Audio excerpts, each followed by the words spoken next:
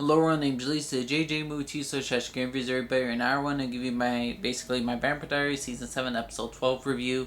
Things we lost in the fire. Now here's the thing. This episode was not as great as the last episode of the Vampire Diaries, but this episode was pretty dang good.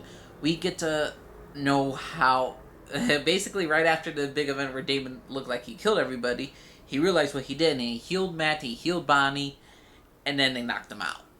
They chained him up, and Stefan is going through some shit of his hell, and we find out what happened to Mystic Falls during this time. Julian has taken over Mystic Falls with his own gang of vampires. They're killing everyone they can. Bonnie and Matt are patrolling and basically taking out as many vampires as they can, so this is kind of freaking awesome. Matt is going through a wild side, and here's the thing. We learned in Flash Forward that Matt is helping the new villain, which will be called the Huntress. And if you don't know who the Huntress is basically the woman who made the Phoenix Stone. She needs that, and she'll leave a target for you. When you've been targeted, you're gonna get put down. And it looks like Matt in the near future, 3 years from the future, the Huntress is checking out Stefan, Damon, and Caroline, and Matt frees Caroline, says, "Get out of here. I had a girlfriend once, I had a life once, now I don't, so get out of here." So you see this really cold-hearted, distant Matt in 3 years from the future, and I just gotta say this. It's expected. I mean, a lot of people are gonna hate Matt. A lot of fangirls are gonna be like, "Oh, I hate you, Matt. You betrayed your friends." Here's the thing. Matt has seen death throughout the Vampire Diaries seasons, throughout since the beginning till now. He's survived all. He's a lone survivor of the human thing. This year, half his classmates and police officers killed by vampires. In the past ones, it's always been the human. And here's the thing, Matt, in a way, is protecting the humans more of Mystic Falls, which he should. Here's the thing, as much as we love our characters, Stefan, Damon, and Caroline, and even Bonnie, they do have collateral damage for the people in Mystic Falls. Yes, they sometimes, they're responsible for the part. Our characters are monsters, while Matt is just a human and he's sick and tired of the treatment of the fellow humans, and he's getting full-on revenge and it's just not giving a damn no more. Matt is unplugged and is vicious and it's enjoyable and it's awesome to watch. I always like Matt's character. Matt's character has always been constant throughout for all these characters, and to see him go down, it's just, you're just dark past, it's just ultimately insane. I just cannot believe how crazy Matt's entire being has been. I mean, it's just literally how he's just acting is just so amazing to me right now. Another thing also is freaking Tyler came back.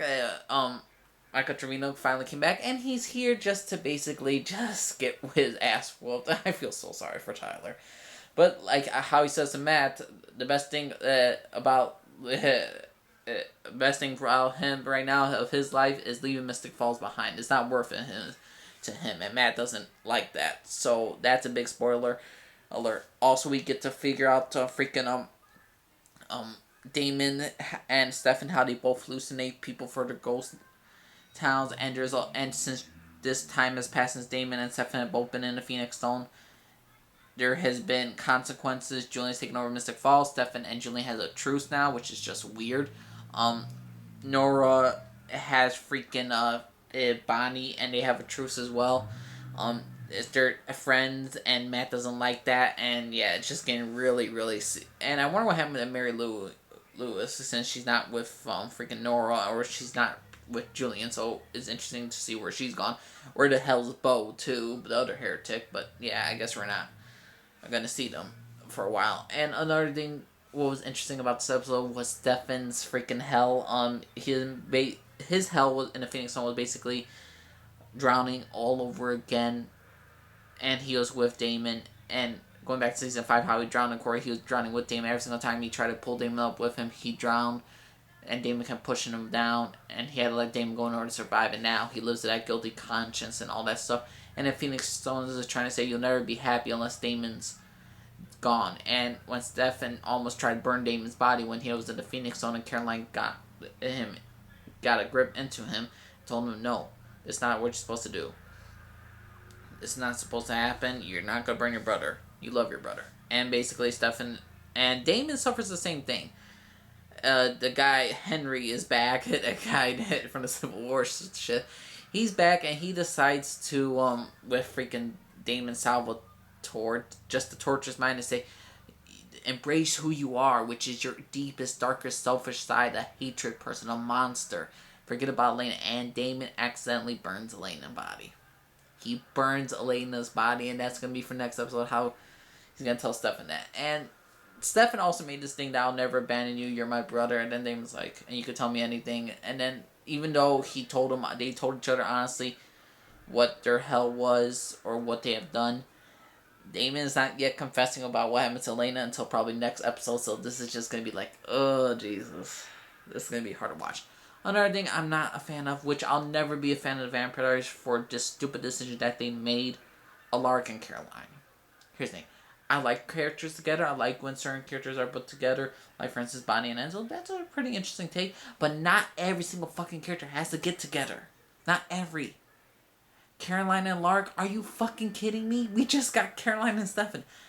And I'm not the big fan of, like, shipping and all that stuff. I have my weird ships and all that stuff. I ship certain couples sometimes, but I will not put Caroline and fucking Lark together. What is the point?